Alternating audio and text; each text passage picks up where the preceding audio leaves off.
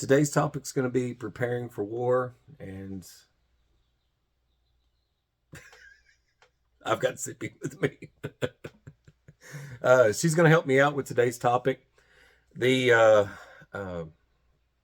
thought process before I get into this is, not just the prepping aspect, but also your everyday lives. Everyday lives are affected, and we're about to go into something here that we're a lot of us are probably not focused on.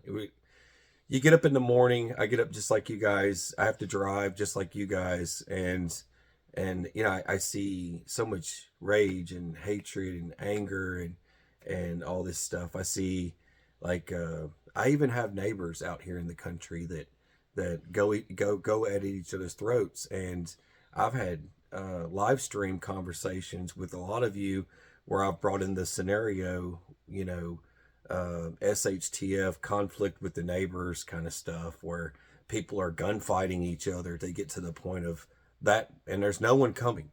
No one's coming to stop it or put an end to it. And I've had to sit down and have conversations with neighbors about just ignoring things and stuff like that. Don't focus on hate and anger and resentment, pettiness, all these different things that keep people just butting heads all the time. I see it online.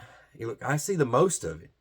I see more than anybody would want to see as far as the online social media stuff, from Twitter to Instagram to all these other places, and of course in the comment sections of YouTube and whatnot. Now, I want to start off by saying that everyone's distracted. Everyone's distracted by so much stuff going on that they're not focusing on their preps and what they need to be doing to prepare for some catastrophic event. And I'm not talking about just a tornado or an earthquake or rising waters, raging fires, all the different things that we see on the news all the time.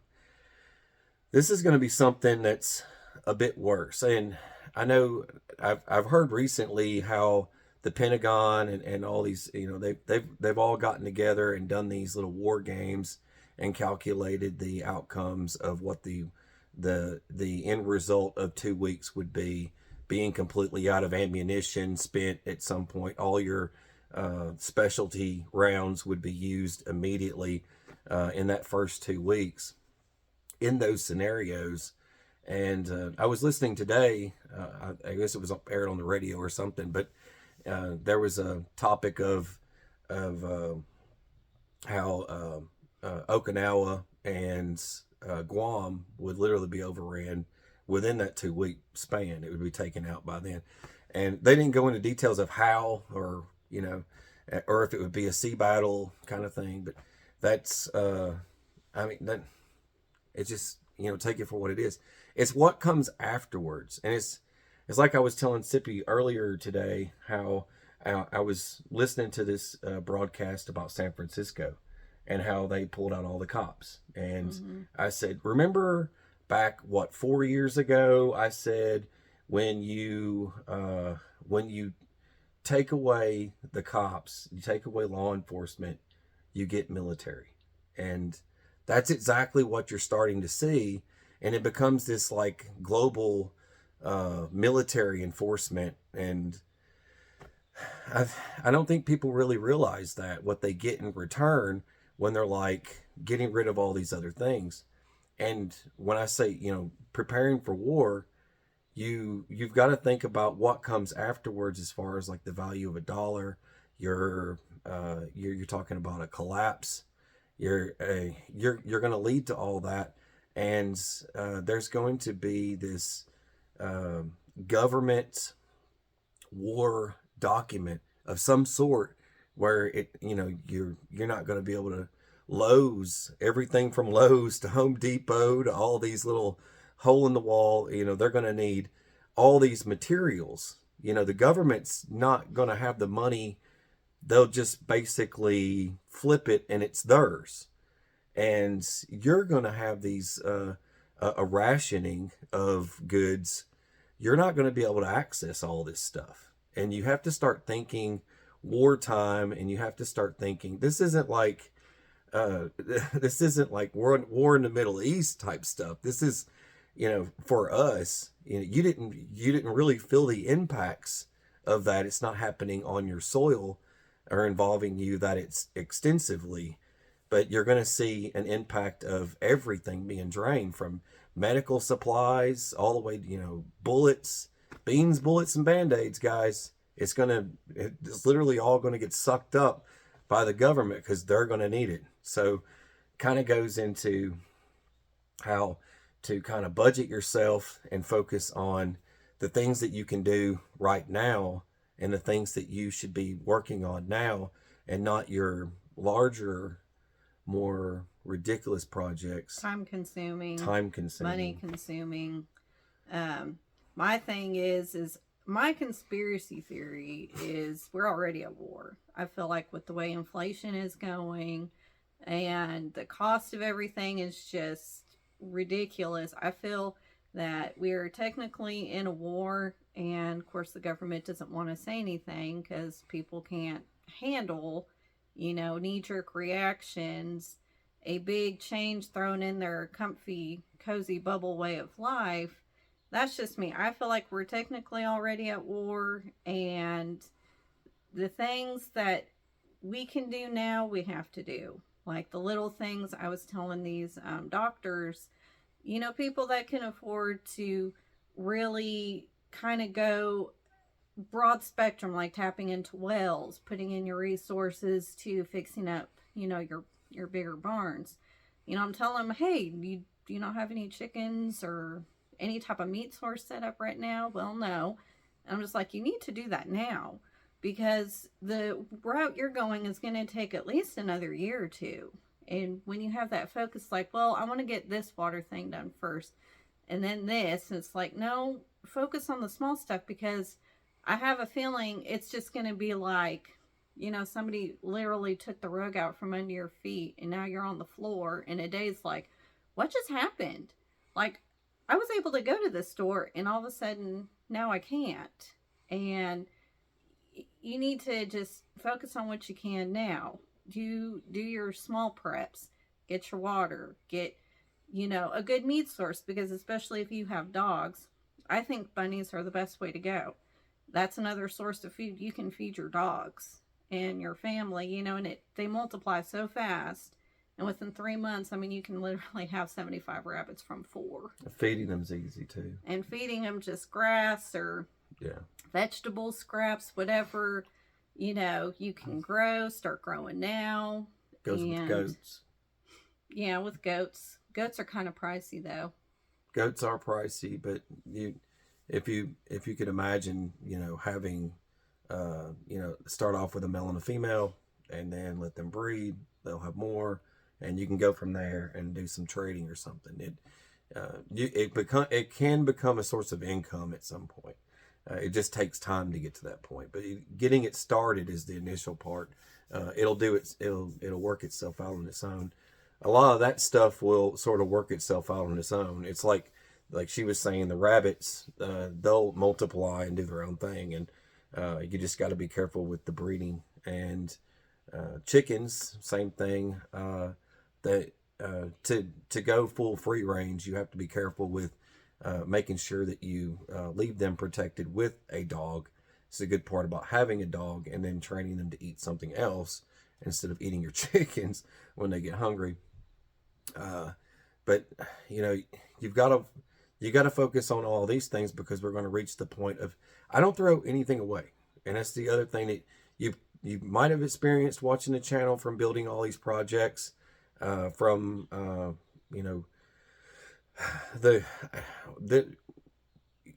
been going at with 3 years of tinkering on the barn, like fixing the roof, fixing this, fixing that, and it's just been like, I'll do a little bit and then I go back over here. But I don't invest everything that I can into just that, and it's too late now to be trying to pop up something out of nothing. It's too late for that. And you're going to have to focus hard on all these little intricate items that you're probably going to need that you can afford to get. And you and start thinking outside the box when you're doing all this stuff. Like, for example, IBC totes. IBC totes, another thing. Because, we get people all the time that talk to us like, I'm going to go buy some EBC totes. I was looking at them online. They're like $500. You'd be amazed at how many people will actually spend that $500 on an IBC tote. And an IBC tote, great way to collect water, 350 gallons of water. It's a great source for that. You've got to scrub it, clean it with some detergent, get it nice and cleaned up, and you can reuse it. Those are about $70 if you shop at your random salvage supply places. And we've got them around here, and you can get them from other places. You get further out into farm territory, you can probably talk to someone about getting one for $40. So, I mean, they get cheaper. It just depends on who you talk to. It kind of like goes with the burn barrels.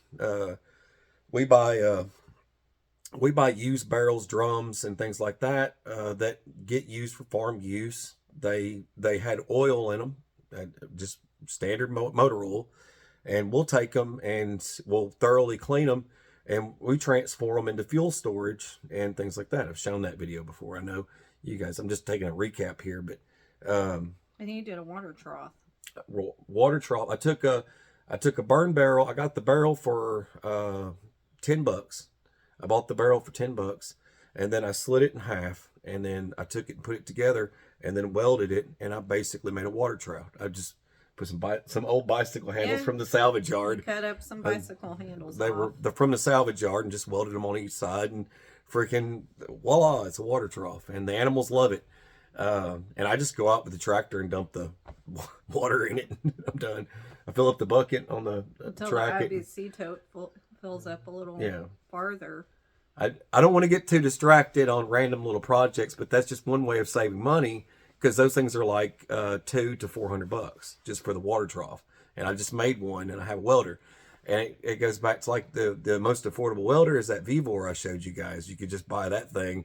I've been using it for random projects around the house, just to have some fun.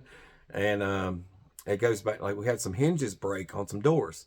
And this is wartime thinking here. It's like, well, what am I going to do? It's like, either they won't make the hinges anymore, you can't find them, or, they're just too freaking expensive. You're talking about $20 hinges. And you're like, dude, I don't have $20 to blow on hinges.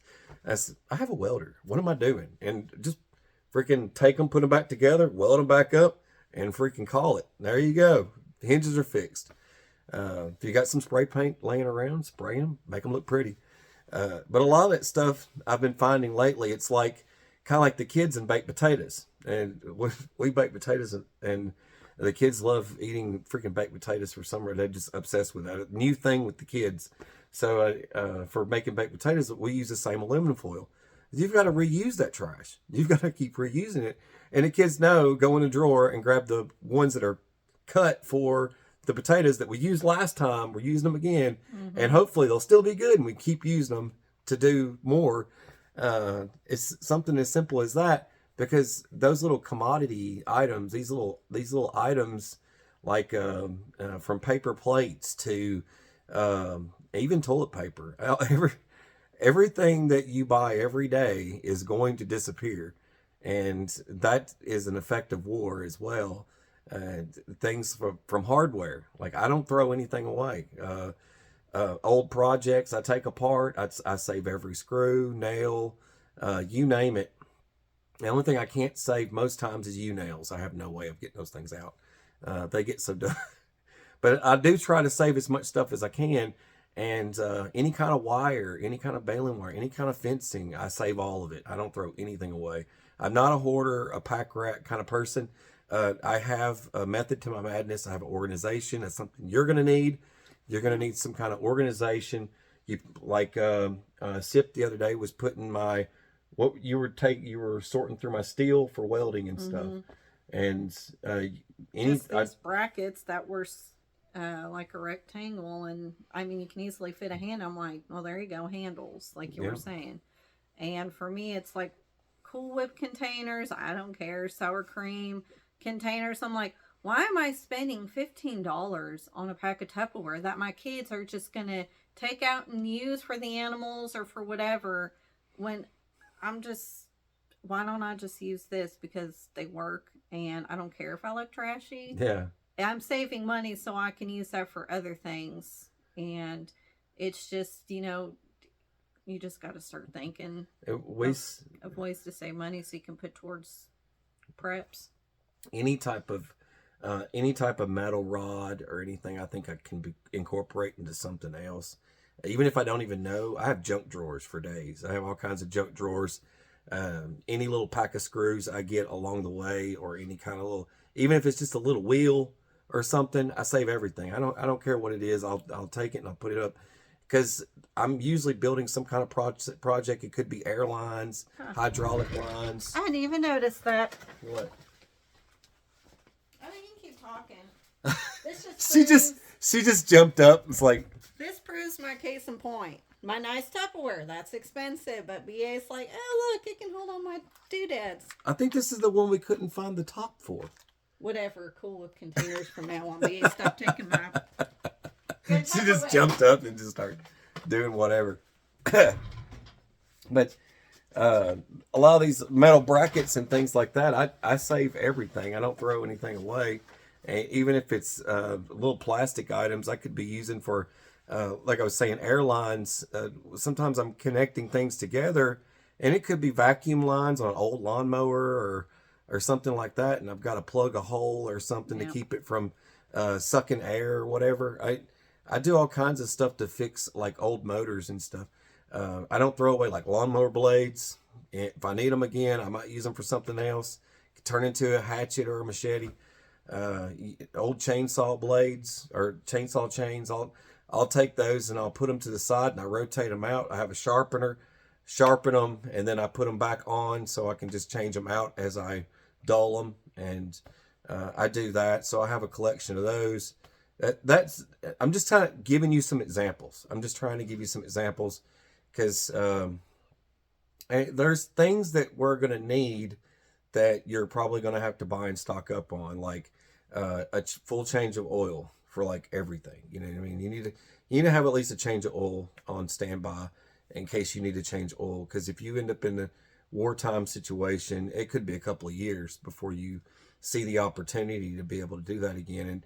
And you might going green, yeah, like they're saying in Eastern Europe with all the shipping containers. And a lot of that stuff's going to affect our way of life, because we're going to be reaching an oil crisis soon. I'm just saying, I have a feeling. Just imagine what that would be like. They're talking about people who have gas engines and diesel engines as being the dinosaurs, basically. Like, we're the ones that are supposed to be obsolete by now. So keep that in mind when you're doing your preps. So oil filters, air filters, things like that. That's stuff that you just, instead of doing these really large projects, you really got to look at, what do I use every day, and what am I going to be using every day? And what if I get stuck here and I'm not going anywhere? What if I'm not able to go back into the city again, or some case like that? You have to start having plans now, a contingency plan for these alternatives, ways to make power and stuff. I do a lot of these little power sales, power supplies and things for alternate power. I have some that can run welders. I have some that can run all my power tools and things like that, and air compressors. And then I have some that just run lights, those are important items to have. Also, I think, get compost bins started.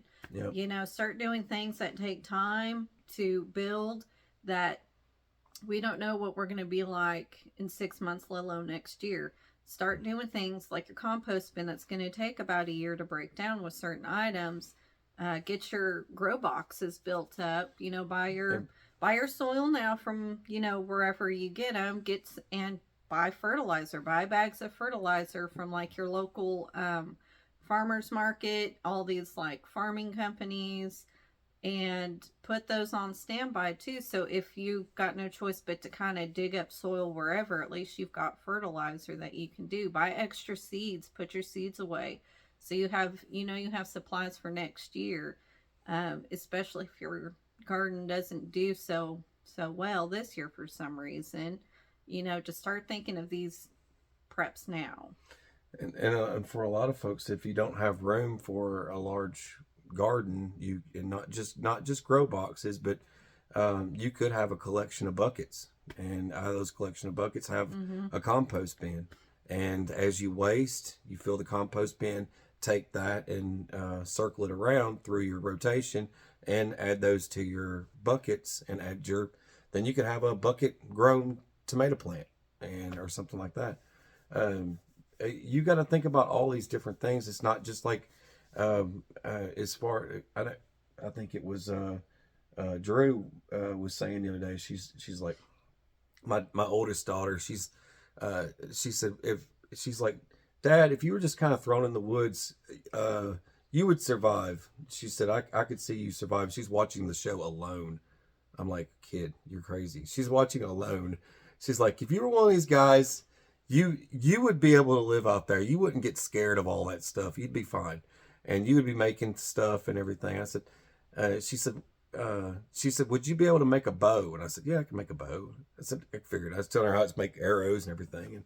And so that's stuff you can make. I was just, it's my own oldest daughter. She's like, that's stuff you can make. You can make that stuff. What about a knife? I said, you can make that too. You could use a rock or whatever it is. You know what I mean? You could make a rock into a knife. I didn't think about it like that. It's like knife, bow. There you go. You're all set. You've got something. But I would definitely advise you to start collecting a few items like that along the way, and not just expecting like I was saying a while ago, take lawnmower blades and transform them into machetes. probably not the most practical use, but just it's good to know how to do those things and being able to make stuff like that happen as well. Yeah, and get your water storage, get your water containers, even if it's empty, and your milk jugs, your water jugs, fill up with tap water, put in a little bit of chlorine or bleach, and just use the internet. I mean, use all that education, that plethora of knowledge, and do it yourselves, and do it now. But you might not have access to the internet after a certain period of time too, so you've got to have books. So if you only rely on tablets and things like that, make sure everything's backed up onto some kind of hard drive. And also keep in mind that if we get into some really crazy stuff and there's things like that might not be able to work. So just hard copies is always the best way to go. And but you don't have to have the most expensive stuff to survive. You don't. No. You don't. A lot of people get the wrong idea, and they think that they've got to buy the most expensive items on the planet to make things work every day. And I noticed that most of our 9 to 5 on the farm stuff, where we're working on something or making something, is usually some of the cheapest items I've got. It's like some random item I've gotten from like Harbor Freight has worked plenty of times more over than some of your other stuff. So just keep that stuff in mind. And I don't really have anything else. I just want to make sure to iterate the thought of reuse, recycle, reuse. Try to keep what you have and being able to repurpose it into other items. You got to have that thought process right now. Yeah, before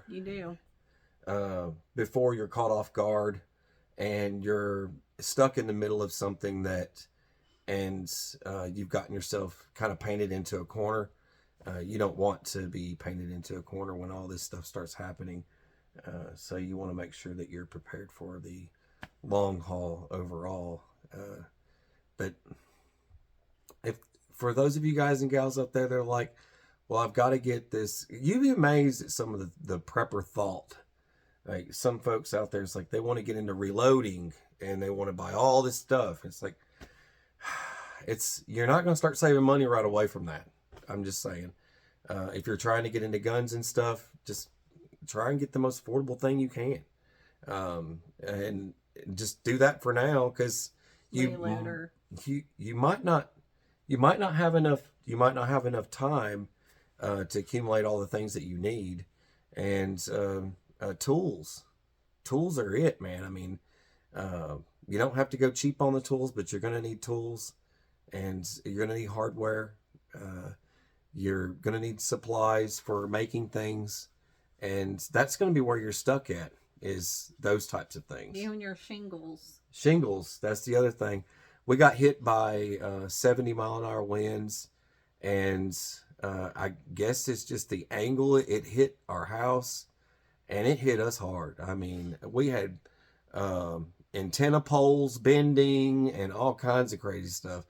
I was like, dude, how did that bend? I'm just tripping out. Like, I was like, how did that even bend? It's like, and it come to find it's like 70-mile-an-hour winds. It's like, what, really?